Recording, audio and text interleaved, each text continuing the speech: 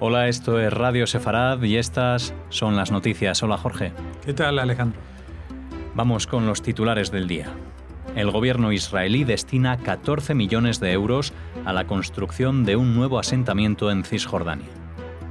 Un exjefe de gabinete de Netanyahu identificado como sospechoso de corrupción y la primera dama presenta pruebas de un detector de mentiras. Israel presenta programa de 23.000 millones de euros de inversiones en infraestructuras hasta 2021. Una nueva figura, un formador de formadores de Daesh, podría ser el cerebro de los atentados de Barcelona. Estos son los titulares, volveremos después con la agenda cultural. Comenzamos hablando del gobierno israelí, que ha aprobado una partida de unos 14 millones de euros para reanudar la construcción de un nuevo asentamiento en Cisjordania, cuyos trabajos estaban suspendidos desde hace 2 meses por falta de fondos. Tras el desmantelamiento del enclave de Amona a principios de año, el primer ministro israelí, Benjamin Netanyahu, prometió a las 42 familias evacuadas un lugar alternativo para vivir en lo que, según el movimiento pacifista israelí Paz Ahora, sería la primera colonia construida en 2 décadas en los territorios en disputa. Pero la edificación del pequeño asentamiento, con sus 102 unidades residenciales, se topó con problemas de financiación y discrepancias entre varios ministerios. Una vez resueltas, al menos teóricamente, las dificultades económicas y burocráticas, Amichai podría afrontar un nuevo obstáculo en los próximos meses: el recurso ante la justicia de habitantes de la localidad palestina vecina de Jalud, alegando que algunos terrenos del nuevo enclave son de su propiedad. Bueno, si realmente también el sitio elegido para ubicar de forma alternativa a este asentamiento resulta que son de propiedad privada, pues muy mal lo ha hecho el gobierno. Recordemos que Amona fue justamente desmantelado, era una especie de pueblo con un centenar de casas, pues fue desmantelado porque se demostró en el Tribunal Superior de Israel que eso era terreno privado de unos dueños que eran palestinos, con lo cual se tuvo que desmantelar porque no llegaron tampoco a un acuerdo con los dueños para que permaneciera ese asentamiento en el sitio.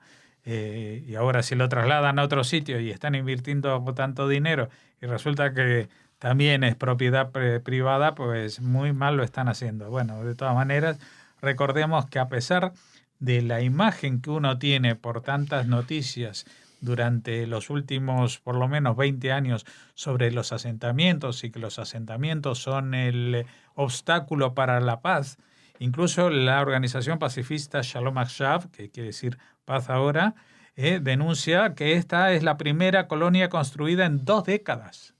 O sea que durante los últimos 20 años no se ha construido ningún nuevo asentamiento. Como mucho, se han ampliado los asentamientos. Es decir, que los sitios que ya tenían una población, pues incrementaron su población o incrementaron la cantidad de viviendas que tenían. Eso es lo que ha pasado. No estoy a favor ni en contra de los asentamientos, simplemente destacar que muchas veces se habla de que los asentamientos son un obstáculo cuando no han crecido en 0% durante 20 años. David Saran, ex jefe de gabinete del primer ministro Benjamin Netanyahu, fue identificado como uno de los sospechosos que la policía está tratando de convertir en testigo del Estado en el caso de los submarinos, también conocido como Caso 3000. Al respecto, ya han sido interrogados varios exoficiales del Ejército, entre ellos el excomandante de la Marina y un excomandante de la Unidad de Comando Marino. Por otra parte, la esposa del primer ministro, Sara Netanyahu, presentó al asesor legal del gobierno, Avichai Mandelblit, los resultados de una prueba que se hizo en forma privada con el detector de mentiras, que determinó que está diciendo la verdad. El procurador general decidirá en los próximos días si procesa a la señora Netanyahu por sospechas de uso indebido de fondos públicos en varios casos conocidos colectivamente como el caso de residencia del primer ministro. La familia niega cualquier delito. Bueno, digamos que a una última hora a este respecto parece que el asesor legal, que vendría a ser como el fiscal general del Estado en el caso español, o sea, el mayor responsable de llevar a la justicia a los acusados por el gobierno de alguna manera, pues sí que ha decidido procesar a la señora Sara Netanyahu por regalos por valor de $110.000 o euros, bueno, da igual, más de 100.000 euros en regalos, que como regalos personales y que no figuran en la contabilidad del gobierno, pues ya de por sí es un escándalo mayúsculo.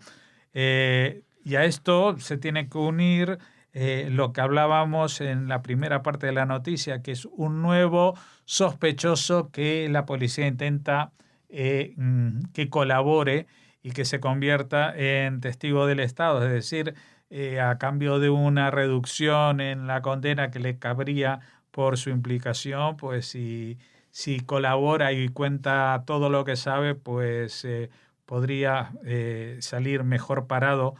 En el caso 3000, el caso 3000 tiene que ver con la compra de unos submarinos de última generación a Alemania. Según en el pasado, hace unos años, pues hubo un debate interno entre el jefe del Estado Mayor y el primer ministro Netanyahu, diciendo el primer ministro, después de haber comprado un submarino en Alemania, dijo que hacía falta comprar 5 más, y el jefe del Estado Mayor le dijo que no veía él la necesidad de comprar otros 5 submarinos, que prefería que esa suma de dinero se destinara a otro tipo de necesidades militares, pero no le hicieron caso y fueron adelante con ese proyecto, y ahora se ha destapado de que era un caso de corrupción con comisiones en las que estaban implicados muchas personas muy allegadas al primer ministro. Evidentemente, el primer ministro no se va a ensuciar las manos en una cosa así, pero sí que su primo y abogado personal estaba metido en el ajo, el ex jefe de gabinete, etcétera. Y cada vez el círculo se estrecha más en torno a la figura del actual primer ministro Netanyahu.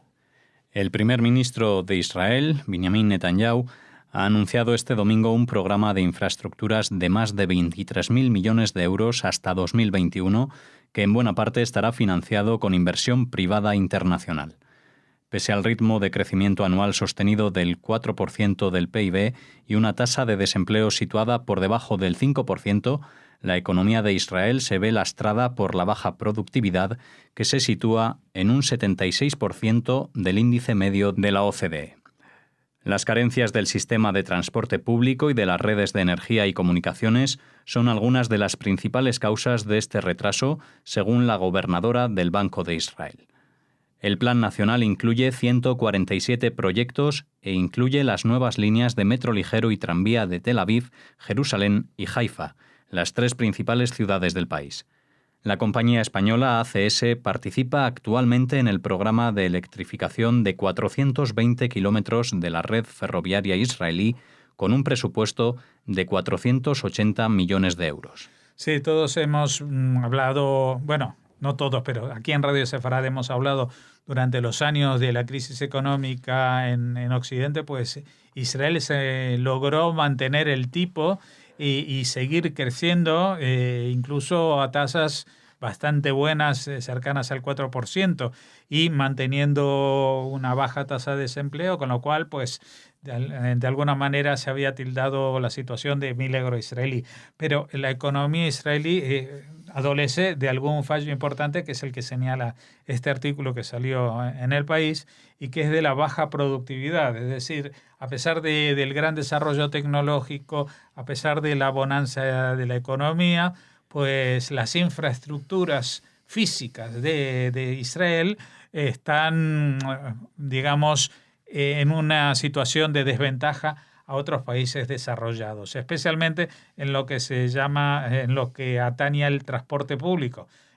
Porque si todo el mundo tiene que utilizar su coche particular y transitar por unas carreteras, pues evidentemente, por más que le agregues carriles, esas carreteras van a estar saturadas, van a producir retrasos y van a producir desperfectos en la propia productividad de las empresas, ¿no? Porque si tú tienes que llegar a tu sitio de trabajo que digamos, incluso puede ser que yendo en bicicleta tarde menos que yendo en coche, pero eso porque tampoco tienes la alternativa de un buen transporte público. Entonces ahora lo que se está haciendo es un gran plan de inversiones.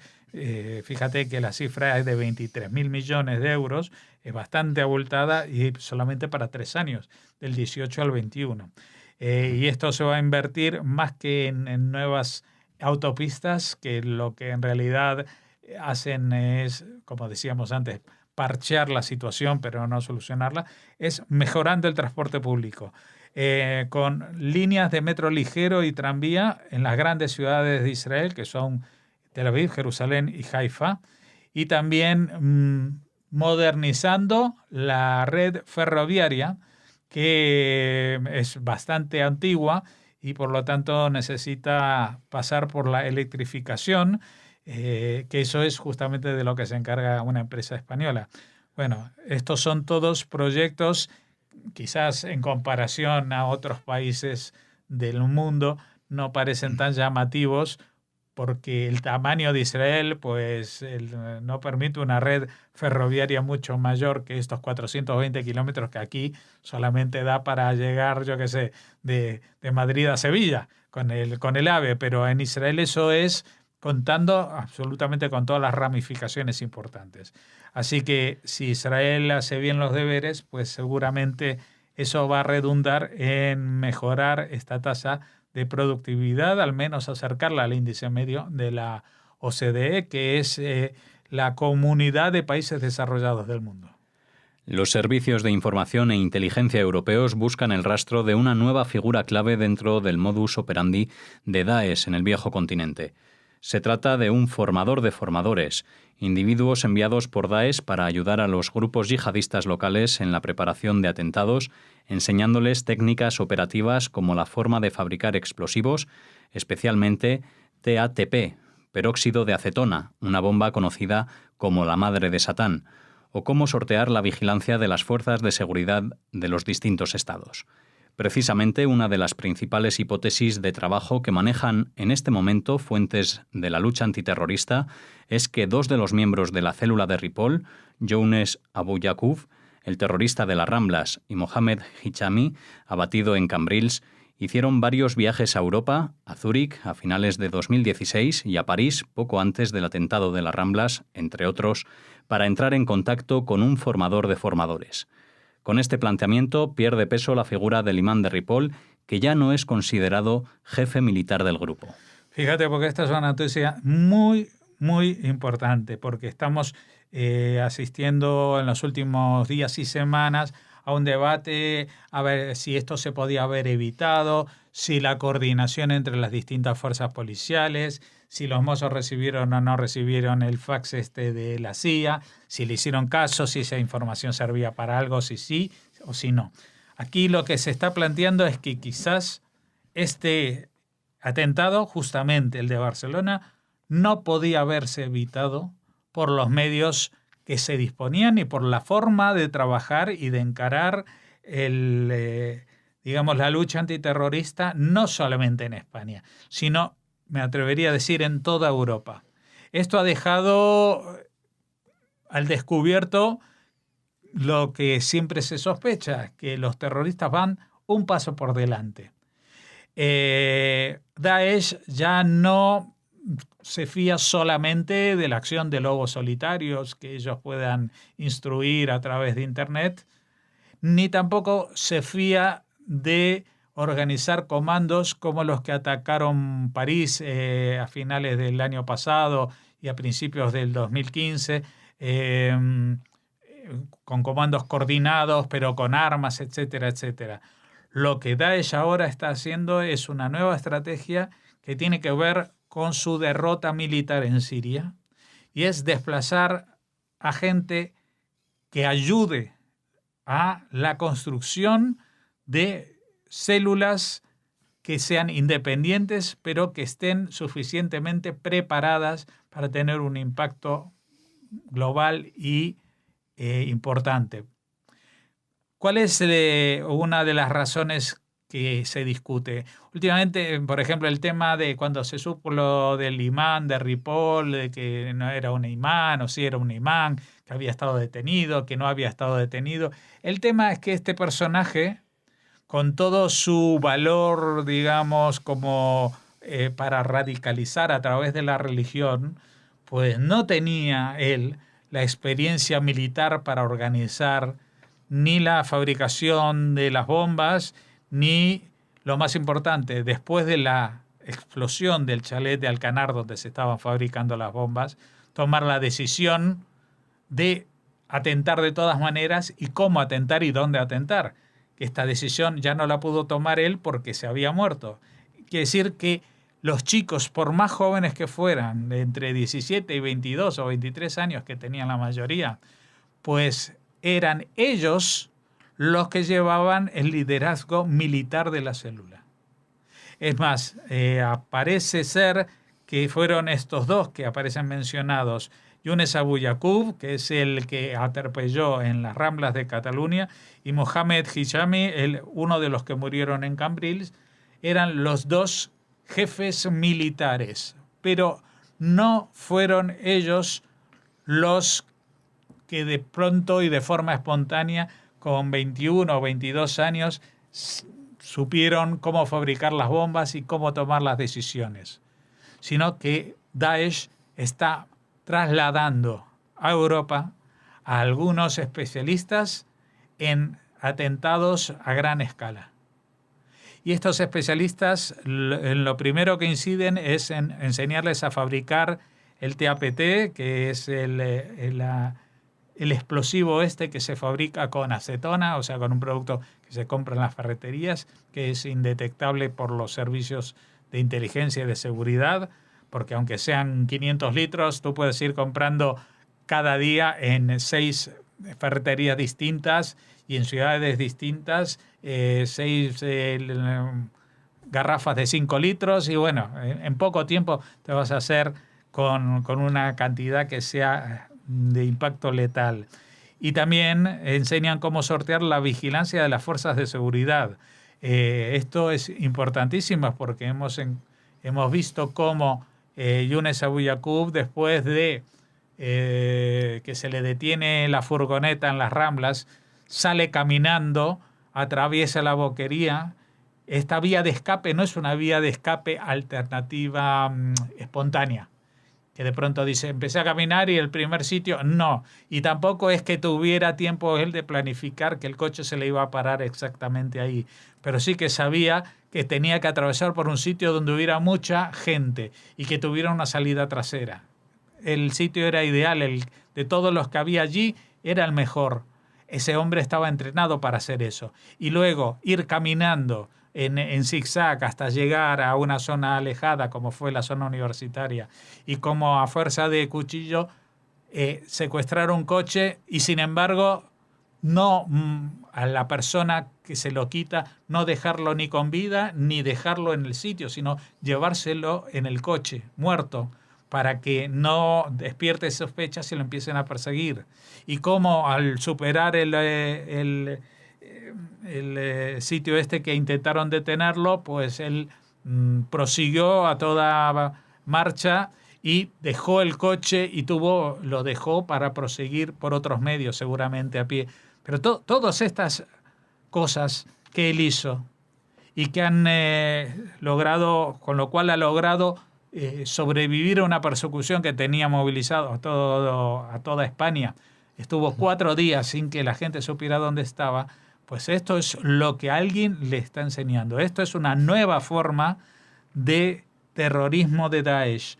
Para esto no estaba preparado ni los Mossos de Escuadra, ni la Guardia Civil, ni la Policía Federal. Es más, tampoco estaban preparados para eso la propia CIA, porque hasta ahora nunca habían actuado de esta manera, de una manera que recuerda en algún aspecto al trabajo que se hacía antes en Al-Qaeda, con células grandes, muy organizadas, en las que participaba mucha gente. Pero aquí se añade que esta gente les indica tener mucho cuidado, por ejemplo, lo que se publica en las redes sociales, porque es allí donde os van a ir a buscar. Tener cuidado lo que habláis en las mezquitas, porque ahí es donde van a ir a buscar. Y lo que busca ahora la gente de Daesh es radicalizar en total secreto, que nadie sospeche nada y que el impacto sea terriblemente más efectivo, como finalmente sucedió con los atentados de Barcelona y Cambrils. Terminamos aquí esta primera parte de las noticias. Ahora hacemos una pausa y regresamos con la agenda cultural.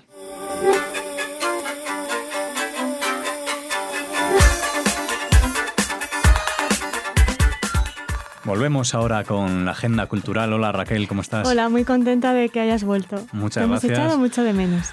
Saludos a todos. En las noticias no lo he hecho porque comenzamos seriamente. Como siempre aquí en la agenda cultural tenemos un poco más de distendimiento. Me alegro de volver a estar contigo aquí también.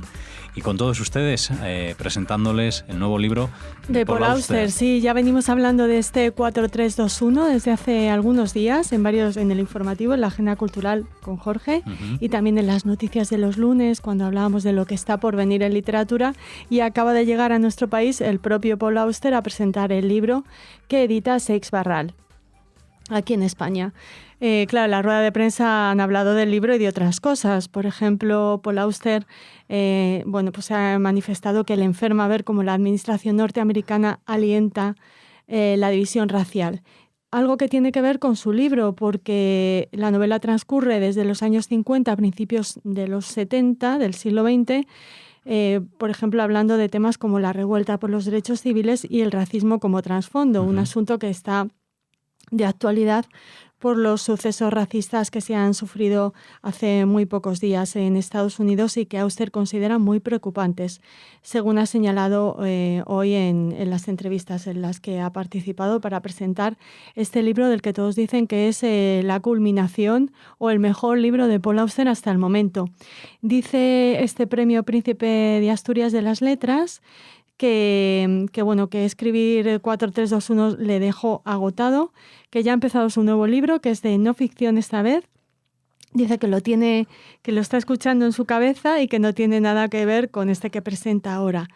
Ha recalcado también que el protagonista con 4 posibles vidas, como les hemos contado anteriormente en otros programas, no es él, pero que sí que tiene tintes autobiográficos, que la idea de la estructura le asaltó mientras desayunaba un día en su casa, que ha asegurado que el libro no tenía un plan maestro y que lo escribió casi a ciegas, como en una sensación de danza, de estar bailando con frases que me empujaban hacia las siguientes.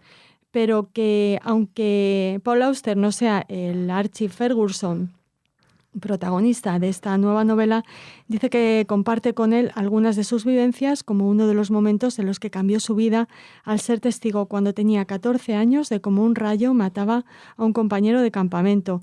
Y dice Auster, me di cuenta de que a cualquiera le puede pasar cualquier cosa en cualquier momento, y esto se refleja en el libro. El personaje y el autor tienen, eso sí, algo en común bastante hermoso, que es que comparten la primera vez que lloraron con un libro, que fue cuando leen La Odisea. Bueno, pues 4321, el nuevo libro de Paul Auster, ya en las librerías tras esta presentación aquí en España. Sí. Y seguimos avanzando en la agenda cultural, nos trasladamos a Lorca. Bueno. En su castillo se presenta hasta septiembre la exposición Herencia 2015, Paisaje Humano, cedida por la Red de Juderías de España. Se trata de un proyecto de investigación sobre la vida de los descendientes de las familias que habitaban en las 19 ciudades pertenecientes a la Red Española de Juderías tras la expulsión de 1492. La muestra forma parte de las actividades previstas en la ciudad con motivo de la Jornada Europea de la Cultura Judía, que aprovecho para decir que ha sido un éxito, un año más. Así que desde aquí nuestra felicitación. Eso es. A todos los que han participado, desde los organizadores a la gente que ha visitado estas juderías y que ha realizado las actividades que les proponían. Desde Lorca afirman que esta exposición itinerante tiene el objetivo de incentivar la investigación genealógica para poder descubrir las historias de vida de las familias que fueron expulsadas de la península y que renacieron en otros lugares. Así que una exposición muy interesante. Les tendremos informados y, como es itinerante, bueno, pues qué más ciudades visita.